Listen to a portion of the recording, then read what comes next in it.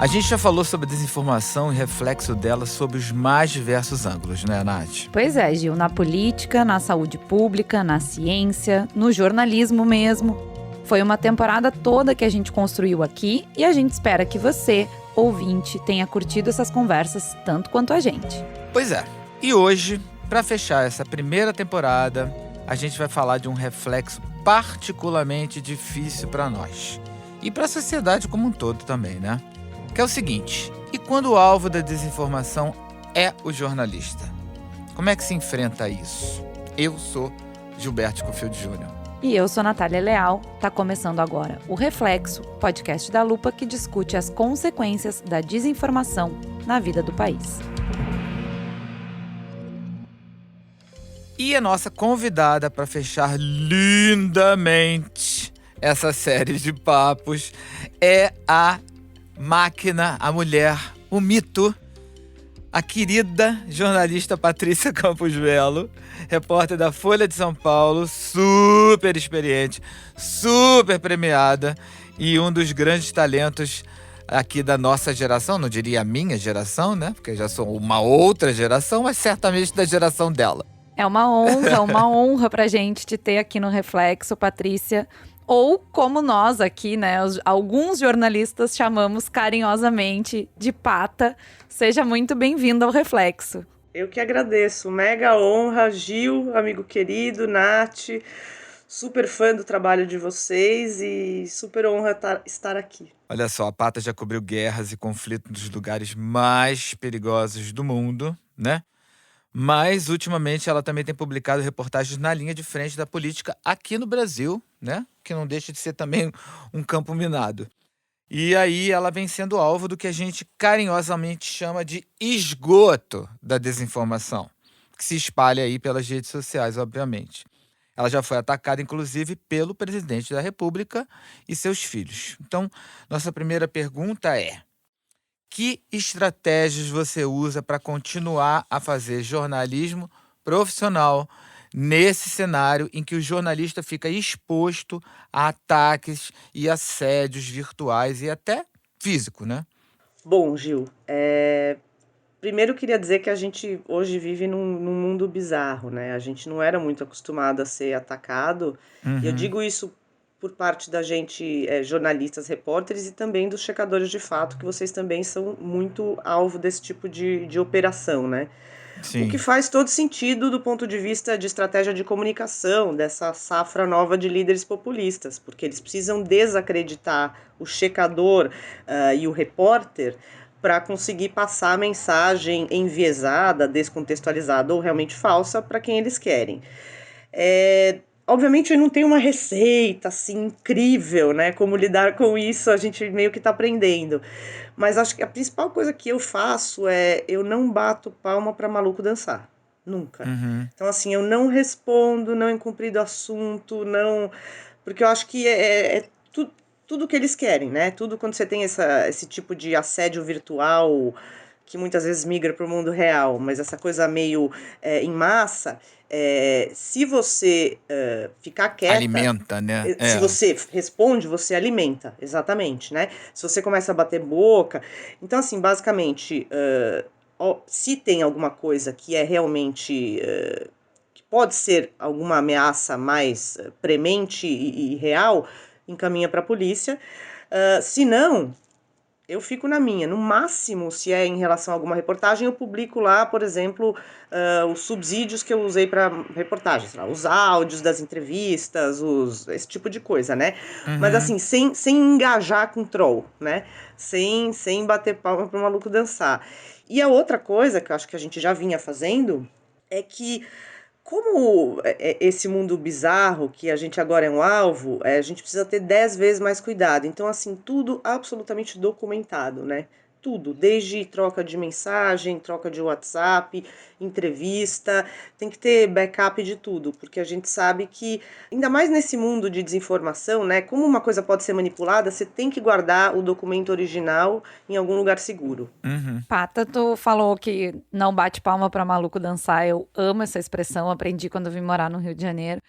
Mas imagino que ainda que tu permaneça em silêncio, isso te afete de alguma forma, assim, mentalmente, né? E a gente tem visto também uma preocupação crescente que a gente tem com as nossas equipes, né? Com os nossos repórteres e com todo mundo que trabalha na Lupa, independentemente da área que atua. E eu queria te perguntar se tem, assim, uma receita ou uma dica, ou o que tu costuma fazer para preservar a tua saúde mental diante desse tipo de prática, né?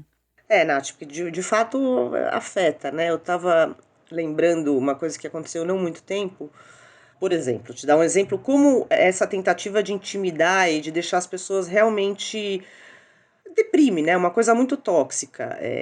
Teve uns meses atrás eu entrevistei o embaixador americano para falar sobre o 5G, competição com a China, ou seja, um assunto assim de geopolítica, tipo de coisa que eu cubro, né? E aí o embaixador resolveu compartilhar pelo Twitter a entrevista. E aí, o embaixador americano não tem, assim, milhões de comentários em cada tweet, né? Vamos dizer que tinha uns 30, 40 em cada um normalmente.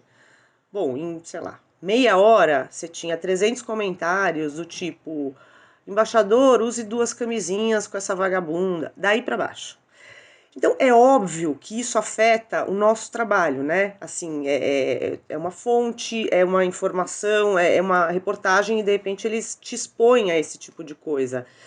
Então, eu tento ter 2 estratégias. Quando você tá, qualquer pessoa, no meio daquele ataque concertado, né, orquestrado, se você puder pedir para alguém ficar olhando para você, em vez de você ficar olhando aquilo, porque cada vez que quando você chega no 28º, 30º tweet de uma pessoa te xingando de alguma coisa muito horrorosa, aquilo vai te contaminando, né? Sim. Vai te intoxicando, é uma coisa muito... Então, se É. puder... Mas é importante ter uma pessoa, seja um amigo, seja um parente, namorado, namorada, sei lá, só para ver se não tem nada muito que você deva encaminhar para a polícia. Por exemplo, tem os seus dados pessoais, né, que estão sendo expostos, ou alguma ameaça mais crível, assim, vamos dizer. Agora, é bom no pico do ataque, parar um pouco de ler, né? Eu aprendi a duras penas, porque você vai ficando cada vez mais, né? Ai, olha a notícia falsa que agora tá circulando, olha tal coisa, olha esse meme horroroso, olha o vídeo pornô. Assim, você vai ficando cada vez mais...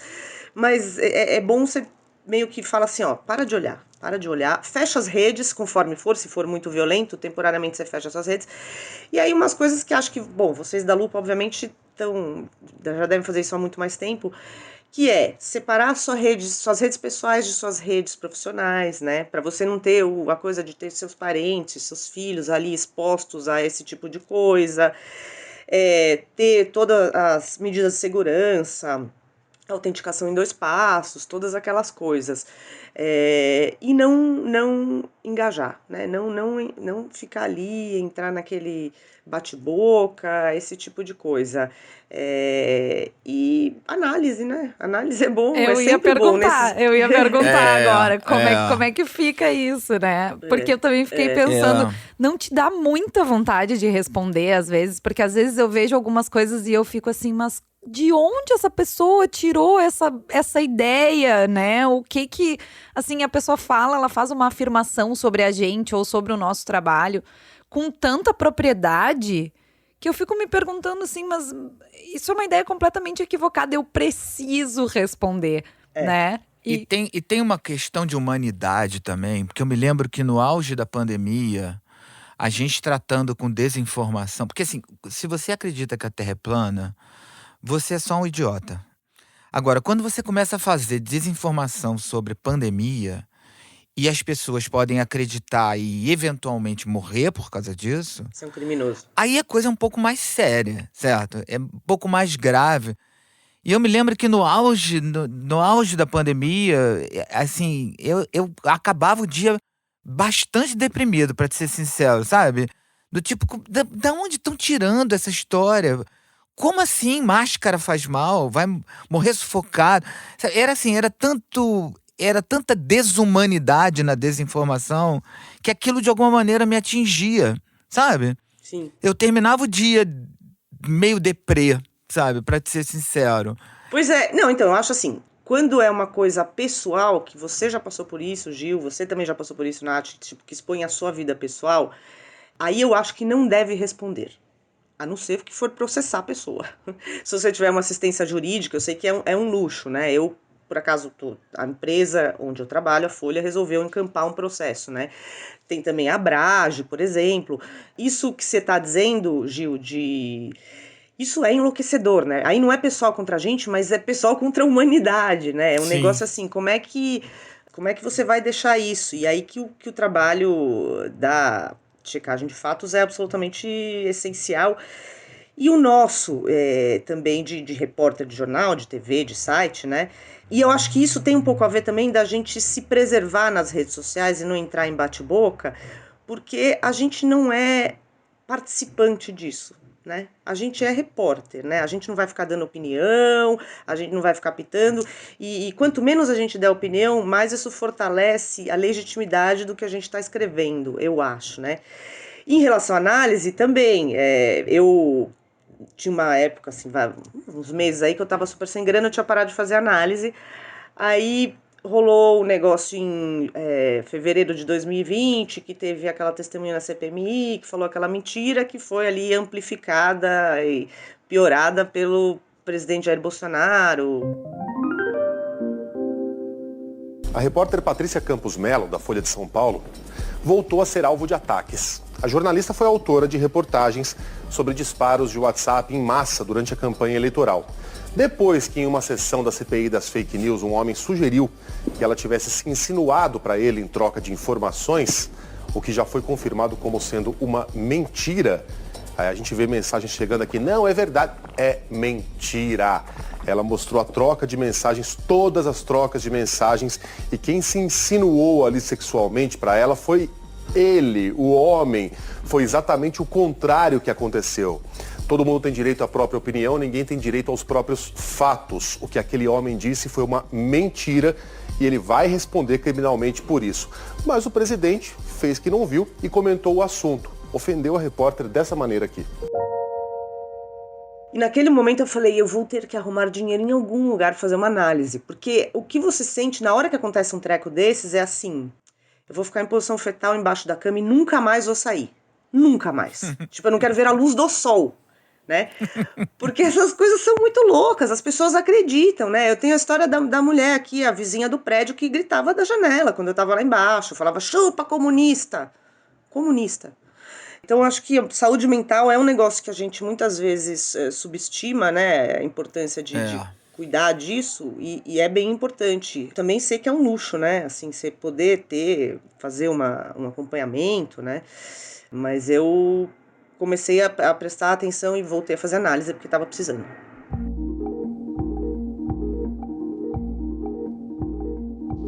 E como é que fica a tua família nisso, Pata? Assim, como proteger a família nesse contexto? Porque eu lembro que um dos ataques falava do teu filho, né? E assim, vários, né? Mas com essa temática. Que tipo de medida tu precisou tomar? Isso dá um medo, né? Assim, bom, primeiro que eu era mega Zé Mané, que tipo, tinha as fotos do meu filho ali, entendeu? Então, assim, quando começaram a acontecer essas coisas, era óbvio que alguém ia começar a fazer ameaça específica, etc. E o meu medo é esse, né? Assim, se um dia ele pega uns vídeos que são grotescos, e aí que tem montagem com foto de mulher pelada, putz. Então, assim, eu sempre tenho aquela coisa, dependendo da noite, do nível da matéria que eu faço, né, do nível que estão os trolls, eu durmo, assim, com medo de, assim, ferrou, amanhã ele vai achar alguma coisa. Amanhã ele vai achar alguma coisa, vão ser 25 anos de análise, mas nem isso vai ser suficiente, como é que eu vou explicar? E vem cá, a Folha tem procedimento padrão, assim, para assédio? Eu acho que antes não tinha, assim, em 2018, quando eu comecei a fazer aquelas matérias de WhatsApp, como você está dizendo, eu não sou uma pessoa que cobre política, eu nunca fui uma repórter de política, não entendo nada de política, nunca morei em Brasília, e eu só estava fazendo essas reportagens porque, por acaso, eu vinha cobrindo esse uso de redes sociais por líderes populistas em últimas eleições. Então, eu cobri na Índia em 2014, depois nos Estados Unidos, as últimas eleições desde 2008, etc. E então eu comecei a entrar nisso. Bom, Hoje, com a manchete "Empresas bancam o disparo de mensagens contra o PT nas redes sociais", o jornal Folha de São Paulo publicou uma reportagem que mostra contratos de até 12 milhões de reais com serviços que disparam centenas de milhões de mensagens. Segundo o jornal, a prática é ilegal, já que pode configurar a doação de campanha por empresas, o que é ilegal pela legislação eleitoral. Então, mas quando aconteceu, que foi a primeira onda de ódio, assim, vamos dizer, em 2018, depois das primeiras matérias de WhatsApp, na verdade, vários, e principalmente várias jornalistas da Folha já eram alvo, né? Você teve a Marina Dias, que fez uma reportagem sobre uma ex-mulher do então candidato Jair Bolsonaro, que também foi super perseguido online, a Thais Arbex.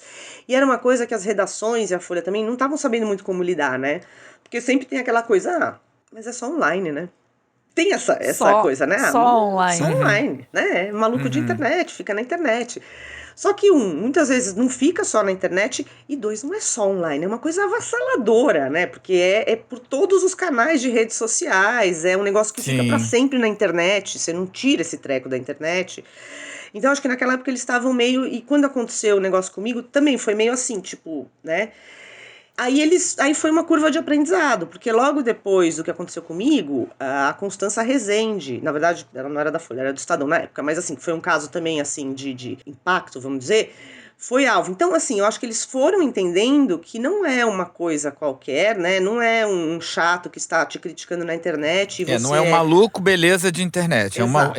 é um sistema, né? Um Exato, procedimento, é uma coisa muito mais digamos assim. orquestrada, é um sistema, e não é simplesmente, porque vocês são muito sensíveis, vocês têm que aceitar críticas. Gente, não é crítica, né? Ele tá falando, entendeu?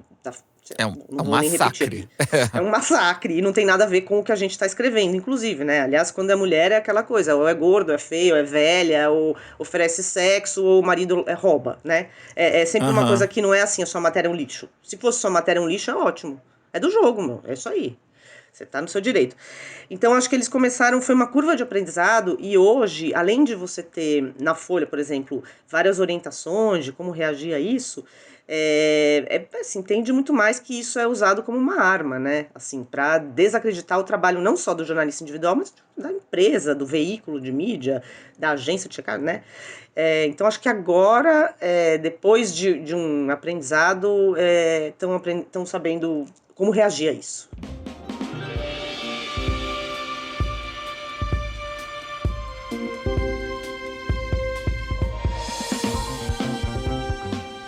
Para entender uma notícia, o contexto é fundamental. E para isso a gente tem que ter acesso à informação verificada e de qualidade. É uma luta, e agora a gente te convida a entrar nela também. É simples. Vem fazer parte do Contexto. O Contexto é nosso programa de membros. Com uma contribuição mensal, você tem acesso a descontos nos treinamentos e oficinas da Lupa, a grupos de discussão sobre desinformação e a conteúdo para compartilhar em aplicativos de mensagem. E ainda tem eventos e brindes exclusivos. Luxo! Vem com a gente combater a desinformação e fazer parte do Contexto. Entra lá em www.lupa.news para saber mais e participar.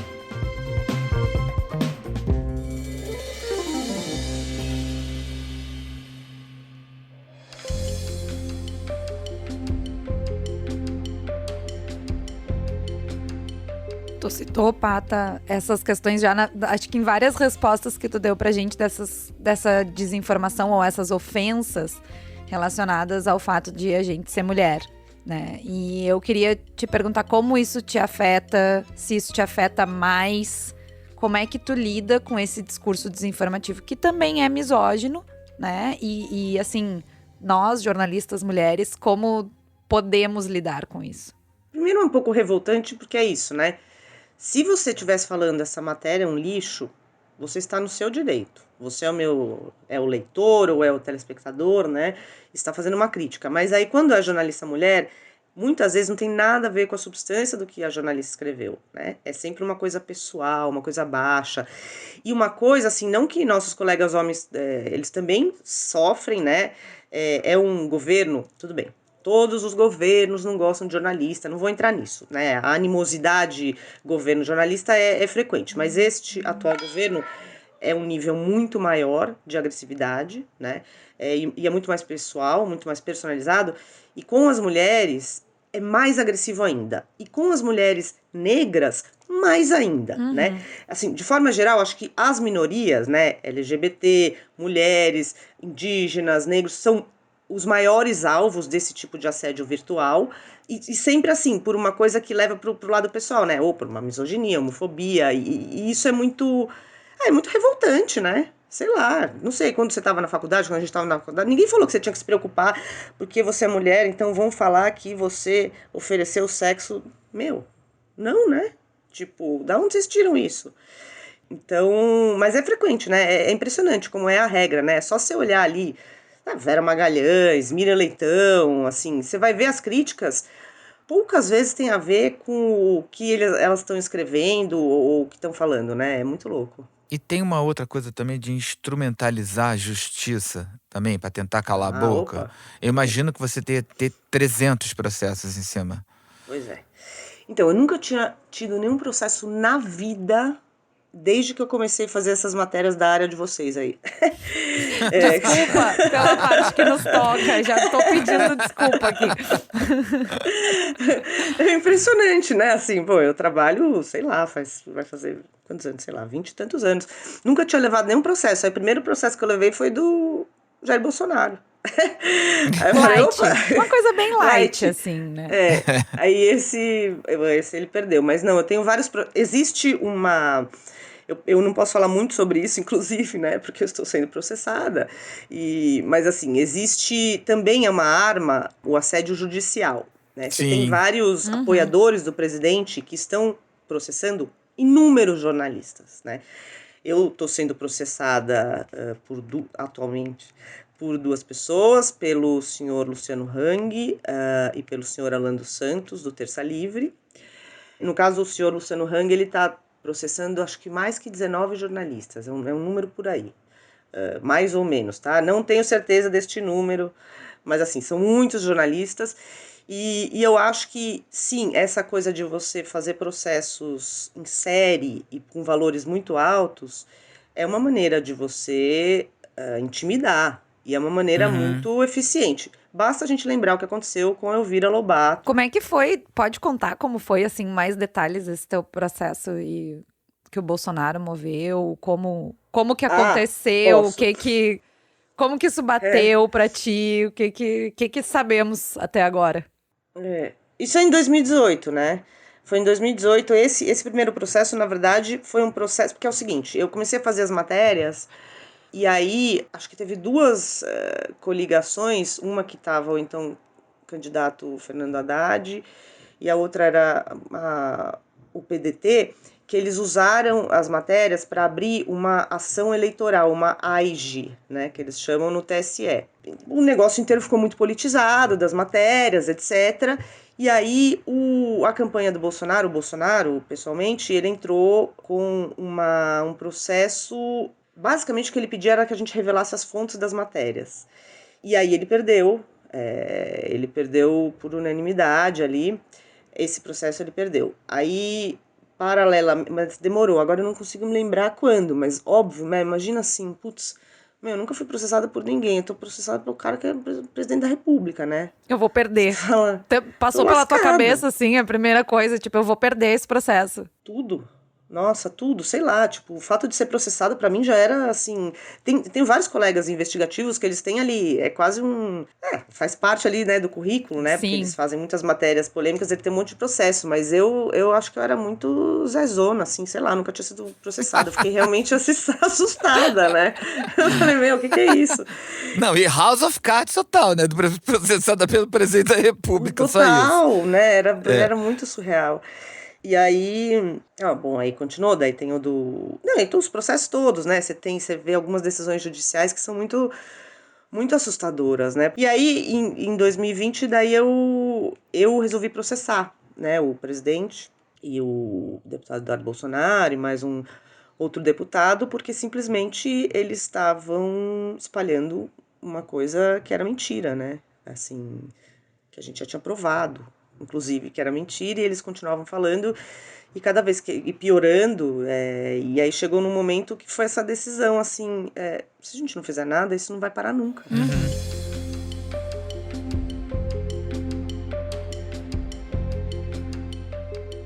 Eu ia até te perguntar isso, se você vê no meio desse pesadelo uma hora que é um limite, sabe? Onde você tem que adotar uma postura qualquer. Do tipo, essa ideia de que, bom, agora eu vou processar, porque esse treco tem que parar. Sim. Qual é o limite que você chega?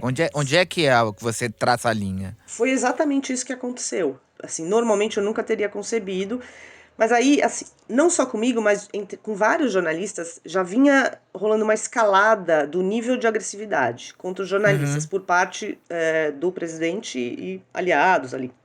Então, quando chegou em mim, quando a primeira vez que, no dia da CPMI, aí o deputado Eduardo Bolsonaro começou a amplificar aquilo, né?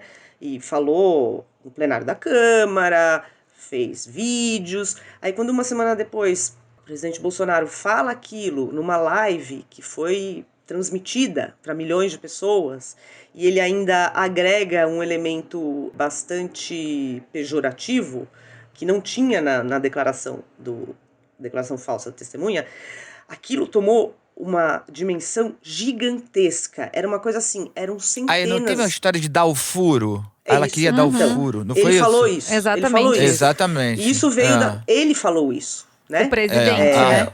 O presidente falou isso. A testemunha não tinha falado nada de dar o furo. E quando ele falou isso, o que aconteceu foi que era uma quantidade avassaladora de mensagens com alusões a sexo anal. Por causa de uma coisa que disse o presidente. Não era nem, eu só repeti. Não, você não. Além de repetir um negócio que a gente já provou que é mentira, aumentou o negócio, né? Sim. Para esse tipo de público, misógino, homofóbico, que a gente sabe. E na outra semana, ele postou mais não sei o quê. Então, assim, o pensamento foi, olha, não sei qual a próxima coisa que eles vão inventar. Ou seja, não tinha nenhum limite. Então, o cálculo foi esse, assim, se eu não fizer alguma coisa, eles vão continuar.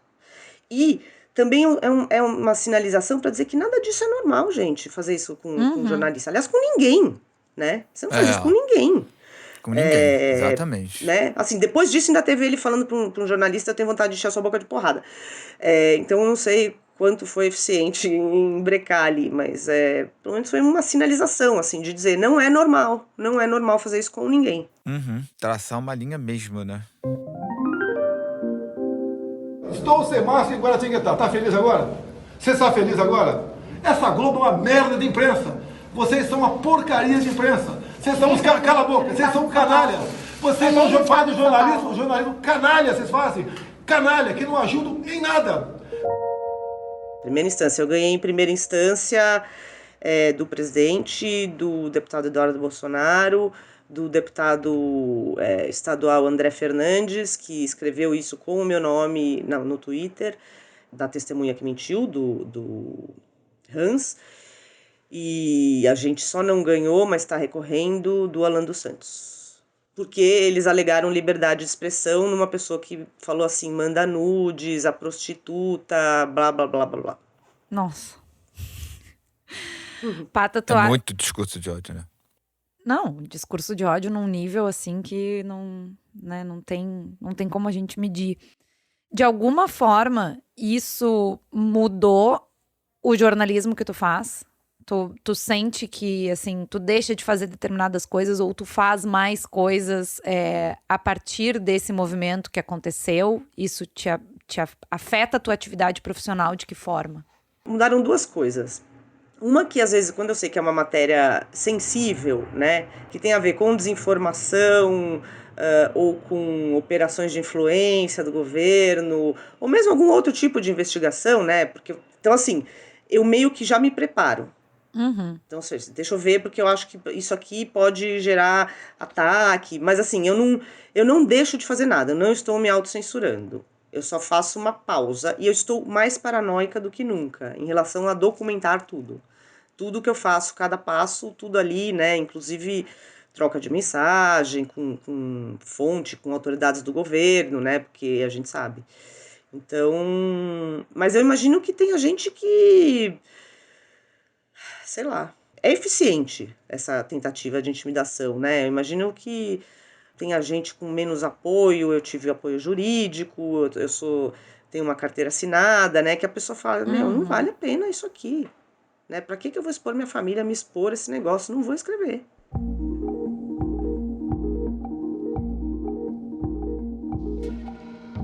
E vem cá, você tá otimista?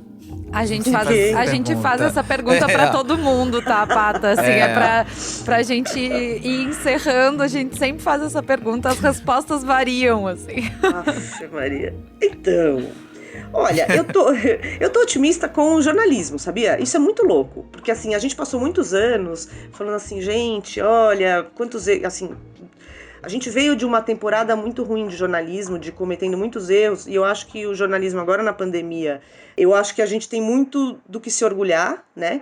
Obviamente, assim, não foi o suficiente para coibir a infodemia, não foi. Mas eu acho que a gente não se acovardou, a gente não se intimidou, a gente continuou fazendo o nosso trabalho da melhor maneira possível, e isso me dá um otimismo do papel do jornalista, sabe? De uma certa revalorização do jornalismo, né? De entender, se não tem o pessoal ali checando, se não tem o pessoal investigando, cara, você tá perdido, porque você tá afogado no mar de informação e você não sabe o que é verdade, né? Você não sabe quem é que tem uma profissão que a função dela é isso, é investigar e checar e ver se as informações estão corretas, basicamente. Agora, por outro lado, eu estou em pânico, porque 2022 vai ser 10 vezes, eu acho, 10 vezes pior do que 6 de janeiro no Capitólio. Assim, todos os ingredientes que estavam lá estão aqui, só que as instituições aqui são mais jovens, menos sólidas. Então, assim, vai ser um desafio enorme para nós, jornalistas, e para todo mundo, né? Na verdade, assim, que eu acho muito, muito louco, nos Estados Unidos, você fala, os Estados Unidos sobreviveram a essa tentativa, em última instância, uma tentativa de golpe, né, de reverter os resultados da eleição presidencial de 2020, mas os Estados Unidos são um país fraturado. Você tem mais de 60% dos eleitores republicanos têm certeza que a eleição foi roubada. Embora, em mais de 50 ações judiciais, né, movidas pelos trumpistas ou pelo próprio Trump, nenhum juiz tenha dado ganho de caso de houve fraude, tá? Mas existe essa fratura na população.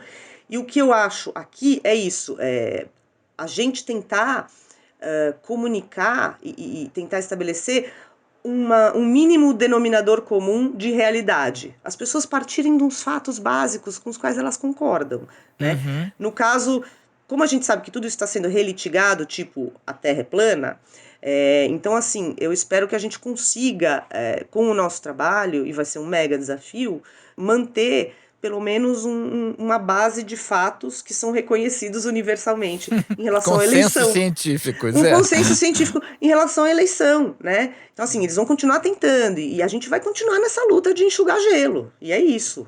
Vai ser um mega desafio. Então, vai ser uma luta...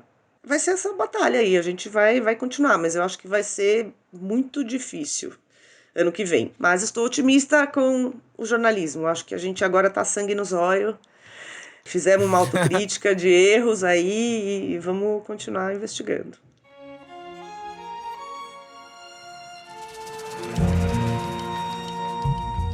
Nossa, eu amei o nosso papo. A gente vai ter que ficar por aqui com esse último episódio da nossa primeira temporada do Reflexo, mas eu acho que foi, assim, uma forma sublime da gente encerrar essa discussão que a gente vai fazendo. Pata, muito, muito, muito obrigada pelo teu tempo. Amei pelas também. tuas reflexões. A gente tá muito feliz de encerrar contigo. Acho que é um encerramento de luxo, né, Gil? É sim. Muito luxo mesmo. Obrigado a você, Pata. Obrigado a você que nos ouviu até aqui também, né? Os ouvintes. Foram 8 episódios que a gente espera que fique aí como uma espécie de coleção sobre desinformação.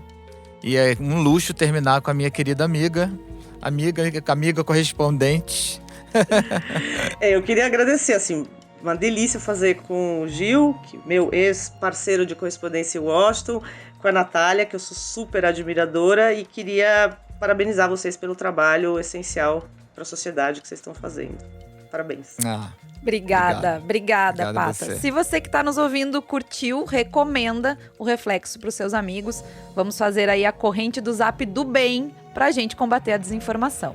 É isso aí, o podcast faz uma pausa, mas a luta contra a desinformação, jamais. A gente continua a conversa no nosso site e nas redes sociais da Lupa. Até já, pessoal. O Reflexo é produzido pela Trovão Mídia, a edição de som é do Ricardo Monteiro e a trilha sonora foi composta pelo Arthur Decloé. Até mais! Nesse episódio, usamos áudios da Band, TVT e Poder 360.